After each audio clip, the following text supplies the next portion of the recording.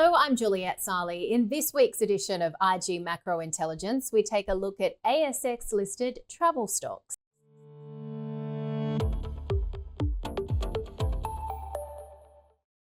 Analysts are growing increasingly bullish on the outlook for ASX travel stocks. Flight Centre says rising corporate demand and a rebound in US travel will drive solid profit growth after last year's slump tied to concerns over US tourism.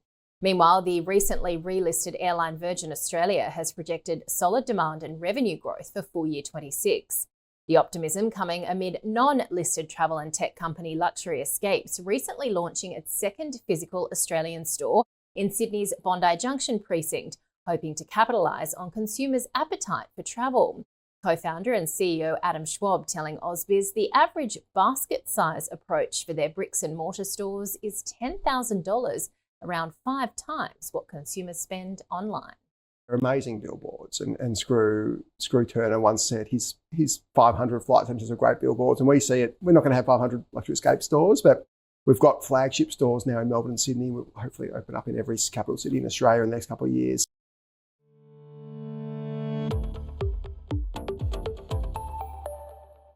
Well, Jefferies recently raised its target price on Flight Centre to $14 a share. Macquarie analysts are most bullish on the stock with a $16.85 target price, suggesting shares can rise almost 30% from current levels. It would be a sharp turnaround for the company, which has fallen around 20% in the 5 years since the COVID pandemic.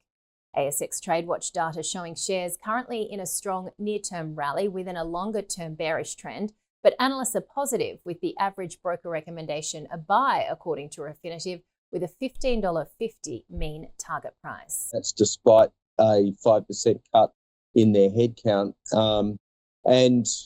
Screw Turner said that both corporate and leisure travel are looking fairly robust and that there's been a noticeable increase in leisure travel. So I think that augurs well for Flight Centre. So we might start to see a bit of positive movement in their share price. And on the airline stocks, we think that both Virgin and Qantas are attractive. And then a couple of the smaller tourism stocks that are looking interesting as well. Well, shares in Hello World have dropped around 12% over the past 12 months, but currently appear to be in a near-term uptrend. Shaw & Partners positive on the stock with a buy rating, albeit with a high risk warning. The average broker recommendation is a buy with a $2.60 target price. Web Travel Group faring better, down just 4% over the past 12 months, and similarly, sentiment among investors appears to be improving.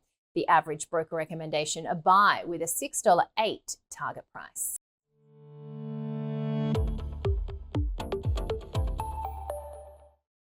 Shares in Virgin Australia have hit some mild turbulence since relisting earlier this year. However, analysts are upbeat about its outlook. So we're very excited that there's an alternative now to Qantas.